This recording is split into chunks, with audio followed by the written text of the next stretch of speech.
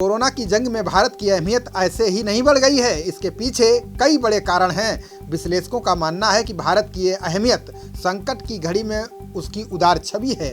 भारत में बनने वाली मलेरिया की दवाई हाइड्रोक्सी क्लोरोक्विन की मांग सुपर पावर अमेरिका से लेकर तकनीक की दुनिया के बादशाह इजराइल तक को है। भारत ने 13 देशों को ये दवा मुहैया कराकर सबका दिल जीत लिया है।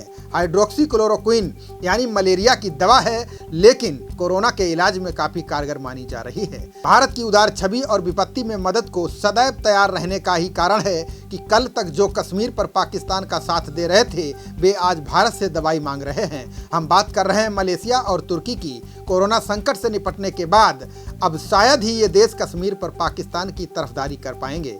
भारत अब तक 13 देशों को हाइड्रोक्सी क्लोरोक्विन दवा की आपूर्ति कर चुका है। वेटिंग लिस्ट में अभी भी दुनिया के कई देश लगे हुए हैं।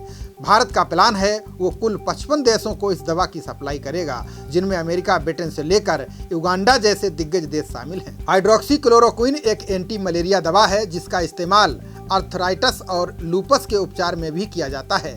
आंकड़ों पर नजर डालें तो भारत हाइड्रोक्सी क्लोरोक्विन का सबसे बड़ा उत्पादक देश है। हर साल $5 करोड़ के मूल्य का निर्यात करता है।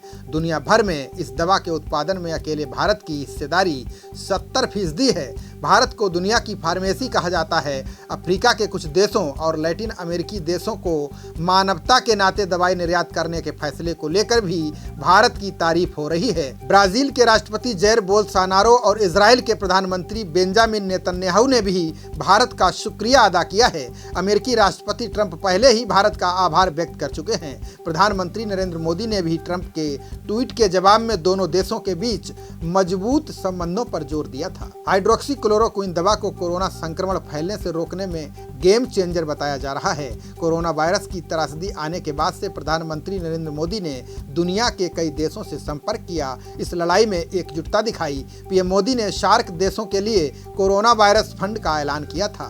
साथ ही पीएम मोदी ने $1 करोड़ देने की पेशकश भी की थी। अफगानिस्तान, बांग्लादेश, नेपाल, भूटान, मालदीव, मॉरिशस, श्रीलंका, सेशेल्स को भी भारत ये दवा भेजेगा। रिपोर्ट के अनुसार कश्मीर मुद्दे पर पाकिस्तान के साथ खुलकर आने वाले तुर्की और मलेशिया ने भी भारत से मदद मांगी है। दोनों देशों के साथ भारत के कूटनीतिक रिश्ते पिछले कुछ समय से काफी तनावपूर्ण हो गए थे। इसके पहले भी फार्मा सेक्टर के जरिए भारत ने HIV एड्स से लड़ने के लिए भी अफ्रीका में दवा भेजकर लाखों लोगों की जानें बचाई थीं। भारत की अहमियत विश्व समुदाय में इसलिए भी बढ़ जाती है कि सबसे सस्ती कीमत पर जेनरिक दवाओं का सबसे बड़ा उत्पादक देश है। भारत के इस कदम से दुनिया भर में लोगों को सस्ता इलाज मुहैया हो रहा है। जेनरिक ड्रग इंडस्ट्री भारतीय अर्थव्यवस्था की सबसे बड़ी मजबूती बनती जा रही है। विश्व भर में अमेरिका जेनरिक दवाओं की 40% आपूर्ति करता है। भारत जेनरिक दवा दुनिया के लगभग हर देश को सप्लाई करता है। आकार की बात करें तो भारत की फार्मा इंडस्ट्री दुनिया में तीसरे नंबर पर है। कीमत के मामले में भारत विश्व में 10वें नंबर पर है। भारत 200 से ज्यादा देशों को फार्मा उत्पाद बेचता है। इस सूची में सख्त निगरानी वाले देश अमेरिकी, पश्चिमी यूरोप और ऑस्ट्रेलिया शामिल हैं। ये बात अलग है कि भारत इन दवाओं के कच्चे माल के लिए काफी हद तक चीन पर निर्भर है। चीन के हुबई प्रांत से जेनरिक दवाओं के कच्चे माल का आयात होता है। यही कोरोना वायरस का केंद्र भी था, जिसके बाद फार्मा इंडस्ट्री के सामने कई चुनौतियां पैदा हो गई हैं। अगर भारत इस कच्चे माल के लिए खुद को आत्मनिर्भर बना ले तो विश्व भर में फार्मा बाजार में उसका कोई मुकाबला नहीं कर पाएगा।